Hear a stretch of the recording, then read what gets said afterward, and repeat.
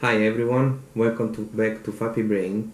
I'm Yuri and today I'm going to explain how to play Siegestorm, a new trading card game from Awaken Realms and Martin Zwierkot, the same designer of Lord of Hellas. Inside the game we find two decks of two different factions, the Seraphia and the Styxia.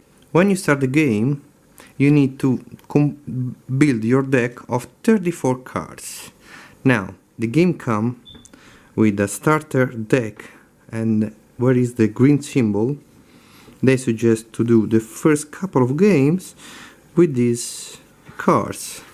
After, you can decide to build your deck from the other with a white symbol. The only rules that you have to respect is that you cannot put more than 4 copies of the same card.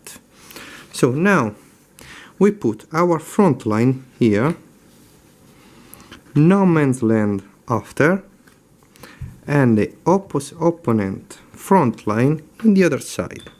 In this way, we shuffle our deck and we draw 4 cards. 1, 2, as our starting hands. Now we need to do a 3 pile of 10 cards each to put on this side of the board. And of course the opponent will do the same. 4 cards and 3 piles of 10 to put on this way.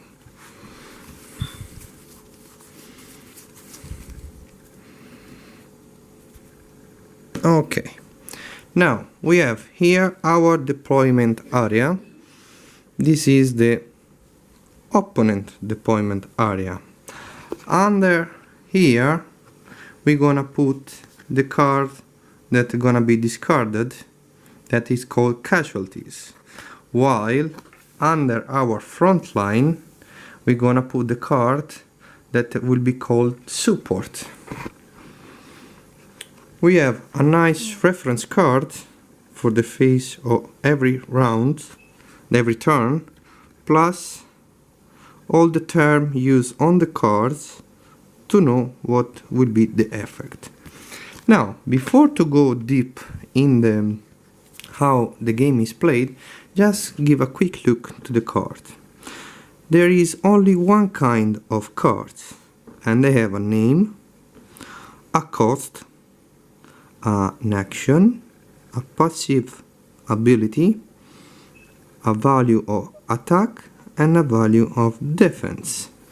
Now, when you start your turn, you need to do the prepare. This means that if you use any support card, you can refresh it in your support zone. After, you can draw 2 cards. Of course, on the first round of the game, the first player do not draw 2 cards, so we'll play only with 4 cards. In your turn, after that, the third phase is truck movement. If you have any card on your deployment area, this will go upwards. After that, you can deploy another cards if you have space in here, or play as an action.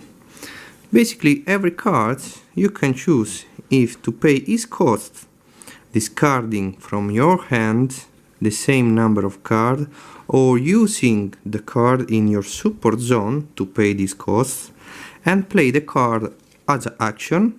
That basically is an instant effect. In this case, I'm gonna heal 8 points. Or you can decide to play as a creature. In this case, I'm gonna place here. Now, every time you need to draw, you need to start to draw from the top pile of your 3 piles. This is also your life track. When you finish these cards and you cannot draw anymore, you lose. Every time you take damage, you need to discard cards starting from the top pile. Once you've done that, you finish your turn and the opponent can start. So for example, the opponent play this. Every creature that is on the field in your deployment area or in the front line or no man's land has his passive active. So you can use his passive until the creature is here. What's happened? At the start of the new round, of course, when you need to move the track, these go up. So maybe you will play another card, and the next round this is go up, and you need to play, and so you make space to play another card. In the moment you have a creature that reach the third space up there, and you should move the track, you have three choices to do.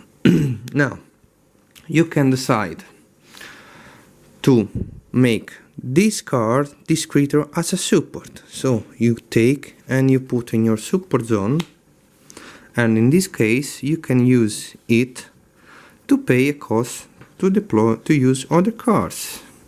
Or you can tell the card to hold the position. Hold the position means that you can place this card or in your front line or in no man's land. Now, what's happened? If you have another creature in your front line, you discard that creature and you place yours. If there is an opponent creature here, you cannot place yours. The creatures that are in the front line or no man's land always have their passive active. Okay, the third option is Storm. Storm means that you decide to attack with this creature. You need to see its value of attack.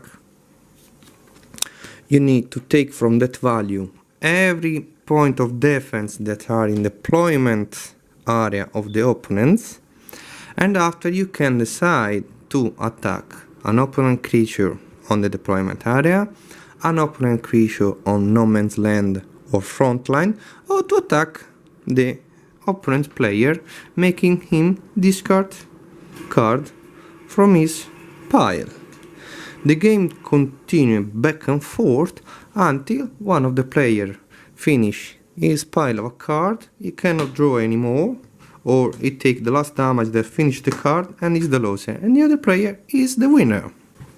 Thank you very much for watching. I hope you enjoyed this video, and if you want to follow us, you can put a like on our channel, follow us on Instagram or Facebook. Thank you.